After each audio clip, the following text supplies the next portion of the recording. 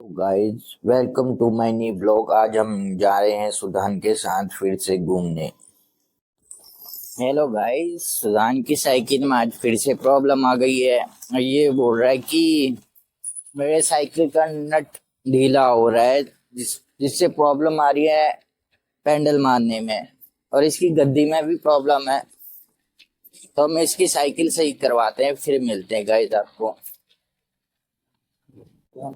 अब हमने मैनुअल से साइकिल सही करवा दी है, अब निकल रहे हैं। अभी हम निकल रहे हैं।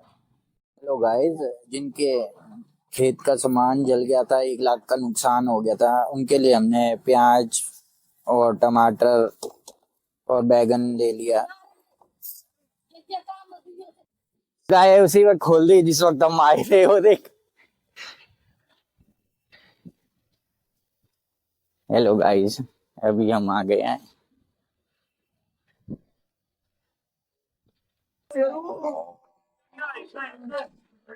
सब्जी है सारी, बैगन बैगन टमाटर आप लोगों के लिए लाओ। बिल्कुल देश में बजा दिया वो। कौन सा? देख लो कहाँ कहाँ चले जाते हैं। गाय देती है दूध? गाय देती है दोनों टाइम का 10 लीटर देती है हमारे पास गाय। हाँ जी। और टॉप नस्ल की गाय है, कांग्रेस नस्ल है। हाँ। ये मेन तो गुजरात की है, लेकिन हरियाणा राजस्थान गुजरात सारे में अभी फैल चुकी है। हमारा डेरा एक सर्दियों में एक जगह रहते हैं, बाकी होली के बाद में उठेंगे, गर्मियों में जाएंगे, घूमते फिरते रहेंगे। हाँ जी। और बारिश के टाइम में भी घूमते फिरते रहते हैं। और हम जो हमारी बिरादरी है, पशुपालक समाज से हम लोग आते हैं। राजस्थान में हमारे को रायका रबारी देवासी समाज से जाना जाता है। और हमारा खानदानी व्यवसाय और मेन काम पशुपालक और कृषि का है, ये सब हमारा काम है। और दिल्ली हरियाणा राजस्थान में पानी की कमी है, इसलिए हम इधर उधर घूम फिर के हमारा पेट पालते हैं। परिवार भी साथ में रखते हैं, बच्चे भी साथ में, घर वाले भी सारे साथ में रखते हैं और घूमते फिरते रहे। और कई हमारे साथ में कोई चोरी जारी भी होती है, कूट मार भी होती है, कोई शराबी परेशान भी करते हैं, लेकिन हमारी आज तक कोई राजस्थान सरकार में सुनवाई नहीं होती, ना हरियाणा में होती है हमारी। ठीक है ना, कोई मार कूट हमारे आदमी को कोई मार छेड़छाड़ करता है तो कोई सुनवाई राजस्थान सरकार नहीं करती है हमारे समाज के, देवासी साहिका समाज की। ठीक है, धन्यवाद। जय गौ माता की, जय श्री राम। ये दूध है, ये अच्छा दूध है, अच्छा दूध होता है। एक प्रकार की दवाई है, ये जड़ी बूटी इतनी गाय खा के आती है, ये दवाई है। इससे बढ़िया कोई उत्तम दूध है, सबसे शुद्ध दूध ये होता है गाय का, कांग्रेस गाय का। इसके आगे थैली सारा पूरा केमिकल है, बच्चों को पिलाना यही पिलाना बस। इससे उत्तम कोई है ही नहीं है, दूध घी से उत्तम है ही नहीं है, चाहे कुछ भी आप खाओ। ठीक है, ओके, धन्यवाद। हमें टेस्ट करवा सकते हो ये आप? हाँ जी, टेस्ट करवा सकते हाँ जी, टेस्ट करवा सकते हैं ना। लो लीटर लाओ, चेक करवा सकते हैं। अमृत है, अभी टेस्ट करवा रहे हैं, अभी दूध हमें थोड़ा ले ये तो अमृत है।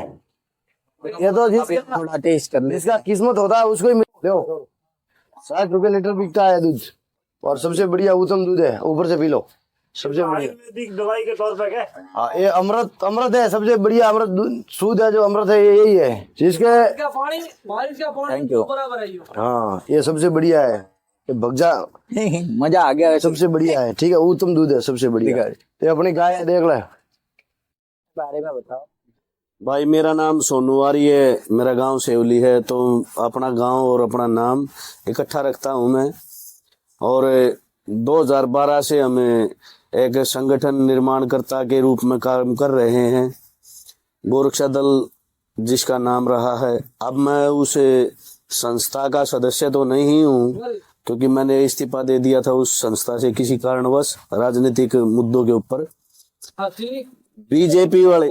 बीजेपी वाले जो धर्म के ठेकेदार बने हुए हैं, मैं उनका एक बहुत ही कड़वा सच बताने जा रहा हूँ। 2014 में एक मुकदमा हुआ था फरीदाबाद सूरजकुंड एरिया में, और उस समय वहाँ जो कमिश्नर होया करते थे अर्शदीप चावला जी होया करते थे, और सेंटर में बीजेपी की सरकार आ चुकी थी। और हम 15 से 16 जने जितनी बार भी फरीदाबाद जाते, कृष्णपाल गुज्जर से रिक्वेस्ट करते, प्रार्थना करते, गुज्जर साहब एक बार आप अर्शदीप चावला जी को फोन कर दो, जो ये 302 का मुकदमा है इसमें थोड़ा नरमाई बरत लेंगे परंतु इन लोगों ने एक बार भी फोन नहीं किया। तो किसी एक मुलाजिम ने मेरे को बोला, भाई आप इन बीजेपी वालों के चक्कर में क्यों पड़े हुए हो? आप चौटाला परिवार से अगर इनके पास फोन कराओगे तो चौटाला परिवार वालों की बात ये बहुत मानते हैं। तो किसी साथी के पास फोन किया तो अबे चौटाला ने अर्शदीप चावला के पास फोन किया, चावला जी अपने कार्यकर्ता हैं, आप इनका सहयोग करो। जब चावला साहब ने सहयोग किया, कहने का तात्पर्य बस एक है, बीजेपी धर्म नहीं बचाएगी, बीजेपी तो बस लोगों का लाभ उठाएगी। वो किस प्रकार हरियाणा प्रांत में जाट नॉन जाट करके, उत्तर प्रदेश में मुस्लिम नॉन मुस्लिम करके, राजस्थान में गुज्जर वर्सेज नॉन गुज्जर, महाराष्ट्र में मराठा वर्सेज नॉन मराठा, गुजरात में Patel versus non Patel. BJP भाई को भाई से लड़ाने वाली पार्टी है। और एक और कड़वा सच्चे इनका है, मेरे को एक इनका ही संघ का एक प्रचारक एक वकील के पास भी लेके गया था कि भाई आपका केस धर्म के लिए है तो ये फ्री केस होगा, इसमें कोई कॉस्ट नहीं लगेगी, आपको मैं एक ऐसे वकील के पास लेके जाता हूँ। उस वकील के पास गए तो एक बंदे के 5 लाख रुपए मांगे थे, 9 बंदे थे, 45 लाख रुपए एक सामान्य कार्यकर्ता कहाँ से लेके आएगा? वैसे वो संघ का एक ठेकेदार था जिस वकील ने मांगे। और उसके बाद एक कड़वा सत्य और है, मैं एक हिंदू जागरण मंच का प्रभारी था, प्रचारक था, एक संघ का प्रचारक था, संगठन मंत्री था एक सुरेश भट्ट जिसका नाम, सुभाष बराड़ा। तो वो बोले कि यार ये जी ऐसा क्या कार्य करना चाहिए कि हम गुजरात की तरह हरियाणा में भी स्थापित हो जाए। तो मैंने कहा कि जी आप लोगों को जो घोषणा पत्र है आपका, उस घोषणा पत्र का 50% कर दो, आप स्थायी हो जाओगे, यहाँ पर आपकी सरकार स्थायी हो जाएगी। वो बोले क्या? माँ एक तो जो गोरक्षक बच्चे हैं, गो तस्करों से भिड़ते हैं, उन बच्चों के आरएम लाइसेंस जारी करा दो। दूसरा, जो बच्चा जितना शिक्षित है उसको उसकी एवरेज के हिसाब से नौकरी लगवा दो। बोले जी ये काम तो आपने अच्छा बताया है, परंतु इसमें थोड़ी ही कमी है। माँ क्या कमी है जी? बोले देखो ऐसे काम बिना पैसे नहीं होते हैं, पैसे लगते हैं। कांग्रेस के शासनकाल में 20,000 रुपये आरएम लाइसेंस के लिए कोई कार्यकर्ता ले लेता था या कोई प्रशासनिक छोटा अधिकारी ले लेता था, वो घूमने फिरने के। वो 20,000 मेरे को ज्यादा लगे थे। तो मैंने उनके सामने एक बात कही थी, कल हम अपनी सरकार लेके आएंगे बीजेपी, और इसी को मुद्दा बनाकर हम आपके खिलाफ जाएंगे। तो जब इन व्यक्तियों के साथ मेरी वार्तालाप होती है तो इन व्यक्तियों के मुंह से एक बात निकलती है, खर्चा लगता है जी ऐसे कार्यों पर। कितना खर्चा लगेगा? मेरे मन में प्रश्न आया तो मैं मान गया कि जो कांग्रेस वाले मान रहे थे उससे 10-20 हजार रुपये ऊपर, 40-50 हजार रुपये। मैं 5-7 बच्चों के मैं अपने घर से लाइसेंस के लिए पैसे दे देता, 3-3.5 लाख रुपए दे देता, कोई दिक्कत नहीं थी। परंतु इनने तो पैसे इतने मांगे हद से ज्यादा, 3 लाख रुपये पर हेड, यानी पर बच्चे पर। उन्हीं बच्चों ने इनका धर्म का प्रचार, इनकी बीजेपी पार्टी के लिए प्रचार किया धर्म के व्यक्तियों ने, और उन्हीं व्यक्तियों के नाम के इन्होंने पैसे मांगे। तो ये सबसे बड़ी झूठी पार्टी है। गोपाल दास जी अनशन पर बैठे 2017 में, उन्होंने क्या डिमांड की थी? जो हमारे पूर्वजों ने, हरियाणा प्रांत की कह रहा हूं मैं, अन्य प्रदेश के व्यक्तियों के बारे में मेरे को पता नहीं उनका कानून क्या है क्या नहीं, हर गांव के लिए एक संविधान बना रखा था जिसे स्कीम इस्तेमाल बोल देते हैं।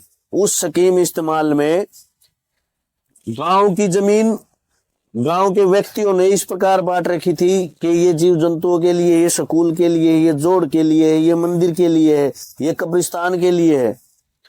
तो संत गोपाल दास जी का जो आमरण अनशन था वो था कि जो गोचर भूमि है जिस पर पशु चरते रहे, वो जमीन रिलीज कर दो। तो हमने जो डेटा निकाला था वो डेटा था 1,72,000 एकड़ जमीन हरियाणा प्रांत में है चरागाह के नाम से। गाँव के लिए तो वो जमीन गोपाल दास जी ने कहा कि आप पूर्णतः नहीं छोड़ सकते, आप उसकी आधी छोड़ दो।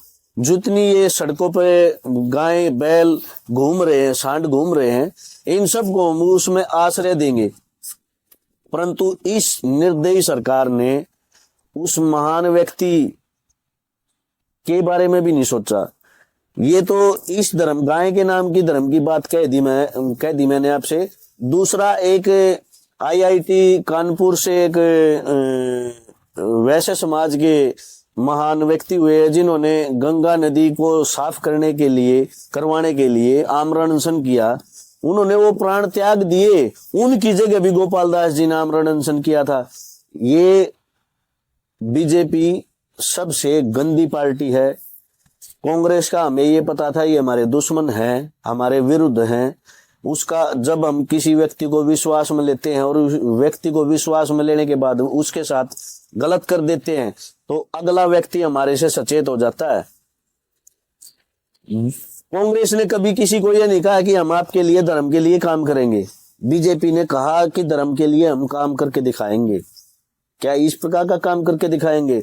शंकराचार्यों ने राम मंदिर के लिए लड़ाई लड़ी, श्रेय लेके गया कौन? नरेंद्र मोदी। ये हमने करा दिया। वो शंकराचार्य चार पीठों के प्रधान हैं, धर्म के स्तंभ हैं वो। इन्होंने तो व्यक्ति भी चुन रखे हैं। हरियाणा प्रांत, पंजाब, उत्तर प्रदेश, राजस्थान, मध्य प्रदेश, गुजरात, इन 6-7 स्टेट में तो चाहिए इनको शाकाहारी हिंदू, और जो नॉर्थ ईस्ट में है इनके कार्यकर्ता, वहां इन्हें चाहिए मांसाहारी। इन्हीं के मुख्तार अब्बास नकवी ने एक बयान दिया था, जिसे बीफ खाना हो पाकिस्तान चला जाए। उसको उसी समय सरकार से निकाल दिया, यानी कि मंत्री पद से हटा दिया था। इन्हीं का एक किरण रिजिजू जी खेल मंत्री, उस समय खेल मंत्री था। इस व्यक्ति ने खेल मंत्री था या कानून मंत्री, इनमें से एक था। उसने कहा कि बीफ खाना मेरा जन्म सिद्ध अधिकार है, मैं खाऊंगा, इससे मुझे कोई रोक नहीं सकता। उस व्यक्ति को आज तक इन्होंने कोई भी दंड नहीं दिया है, बल्कि प्रधानमंत्री नरेंद्र मोदी जी अपनी पछीत में बैठाते हैं, उसको पीछे बैठाते हैं। किस प्रकार के व्यक्ति चाहिए इन्हें? किस प्रकार का राष्ट्र चाहिए? शाकाहारी या मांसाहारी? अगर आप लोगों को इसमें भी कोई कमी लगे ना तो भाई पर्सनली आके मिल लेना। मैं एक नहीं, हजारों बच्चे ऐसे दूंगा जिन्होंने धर्म के लिए काम किया और उन व्यक्तियों के साथ, उन बच्चों के साथ गंदे काम किए हैं। कभी उनको कुछ जरूरत पड़ी तो उनका सहारा नहीं बने हैं। मैं इनके करीब रह के देख चुका हूं। मैं आर्य समाज से जुड़ा हुआ हूं, महाराज दीक्षित जी का शिष्य हूं। और रही बात है जो अपने आप को हिंदू मानते हैं, जो ये झूठा कोरोना काल आया उसमें वैक्सीन लगवाई, प्रत्येक हिंदू को दबाव डालकर भी लगवाई, और सुप्रीम कोर्ट में कह देते कि हमने किसी को वैक्सीन नहीं लगवाई है। अपने आप आए व्यक्ति, उन्होंने अपने आप लगवाई है। उस वैक्सीन को बनाने के लिए शहजाद पूनावाला का भाई है, कोई बीजेपी का कार्यकर्ता है। कार्यकर्ता क्या, वो एक कार्य समिति, इनकी जो बड़े पदाधिकारी होते हैं उनमें गिनती है उसकी। आदर्श पूनावाला शायद उसका नाम है, जिसने वैक्सीन बनवाई। आरटीआई लगाई तो उस आरटीआई में इन्होंने खुलासा किया कि जो वैक्सीन भारतीयों ने बनाई है उस वैक्सीन में अजन्मे गऊ के बछड़े का रक्त ले रखा है, और वो अजन्मे बछड़े का जो रक्त हमारे हिंदू भाइयों को चढ़ाया, उनकी पवित्रता भंग कर दी इन लोगों ने। ये कहते हैं कि हमें एक राम राज्य स्थापित करने के लिए जो करना पड़ेगा हम करेंगे, परंतु इन्होंने क्या किया, आप ये अब हमारी मेन नेशनल हाईवे नंबर 1 होया करता जो शेरशाह सूरी मार्ग के नाम से प्रसिद्ध है, आज उसे NH-44 बोलते हैं। इस NH-44 से दिल्ली से लेकर आप चंडीगढ़ तक चले जाना, आपको 1000 दारू के ठेके ऑन रोड मिलेंगे। ये किसकी सरकार में बने? ये इनकी सरकार में बने हैं। लोगों को मनोरंजन के तौर पर दारू पिलाते हैं, सड़कों पर पुलिस कर्मचारियों को उतार कर उनके चालान काटे जाते हैं। कहते हैं दारू बेचने से जो कर मिलता है उससे हमारा राज्य चलता है। आ जाओ, इनके विकास की पोल खोल रहा हूं मैं। अब NH44 दिल्ली से लेके चंडीगढ़ तक जाओगे, आपको 4 जगह टोल टैक्स मिलेंगे। जब आप गाड़ी कंपनी से खरीदते हो तो 15 वर्ष का रोड टैक्स अदा करके आप रोड पे गाड़ी लेके आते हो, तो फिर टोल टैक्स क्यों? इतना भारी भरकम टोल टैक्स क्यों? कोई पर्सन इनसे पूछता नहीं है। गाड़ी का टैक्स, रोड टैक्स, वो किस रोड का लेते हैं? ये गांव में अपने खेत में जाने के लिए गाड़ी ले जाता आदमी, उसका जो कच्चा गोर बोल देते हैं, जिसको रास्ता है जो हमारा, उसका टैक्स अदा करते हैं। ये कोई अच्छा जानकार व्यक्ति अगर इस सरकार में बैठा हुआ तो इस वीडियो के माध्यम से कमेंट बॉक्स में ये जरूर लिख के बताए कि जो रोड टैक्स ये हमारे से गाड़ी लेते हैं RC के नाम पर भी, वो किस रोड का लेते हैं। और जो अब लूट तंत्र है, ये टोल टैक्स की गुंडागर्दी, MP MLA प्रशासन वाले, इनका तो रोड टैक्स टोल टैक्स लगता नहीं है। सामान्य व्यक्ति का टोल टैक्स क्यों भाई? वो सामान्य व्यक्ति इन MP MLA को चुनता है इसलिए, वो ये मूर्खता करता है इसलिए। कह देते हैं पुलिस का भी एक लोगो है कि जनता के लिए हम काम करेंगे, परंतु किसी भी गांव की जमीन को अधिग्रहण करते हुए सरकार के हर फैसले को पुलिस अपने ऊपर लेकर लोगों पर लाठीचार्ज करती है। इस प्रकार की कानून व्यवस्था चाहिए थी भगत सिंह ने। चंद्रशेखर आजाद, राम प्रसाद बिस्मिल जैसे 7,32,000 युवाओं ने इस देश की आजादी के लिए प्राणों की आहुति दी, इसलिए कि हमारे आने वाली संतान ने अपने घर से निकलते ही टैक्स अदा करने लग जाए। आने वाला समय ऐसा लाएंगे, ये न्यू वर्ल्ड ऑर्डर के माध्यम से नरेंद्र मोदी के मुंह से भी सुन रखा लोगों ने। संसद भवन में भी खड़ा होकर उन्होंने न्यू वर्ल्ड ऑर्डर के ऊपर बोला है, कई जगह मंचों पर बोल रखा है। बिल गेट्स ने 2020 में बोल रखा है। आप लोग जागरूक हो जाए, इस देश को पुनः फिर इन काले अंग्रेजों से आजादी दिलाए। नमस्ते, वंदे मातरम, इनकलाब जिंदाबाद। मैं आपका मित्र सोनू आर्य ये आपके पास विचार छोड़ रहा हूं। इन विचारों का जवाब जरूर देना, जो संघ के हैं वो खासकर। हेलो गाइस, अभी हम घर आ गए थे, तो मेरे चैनल को सब्सक्राइब और लाइक करो ताकि मैं और भी ला सकूं अच्छी वीडियोस। बाय।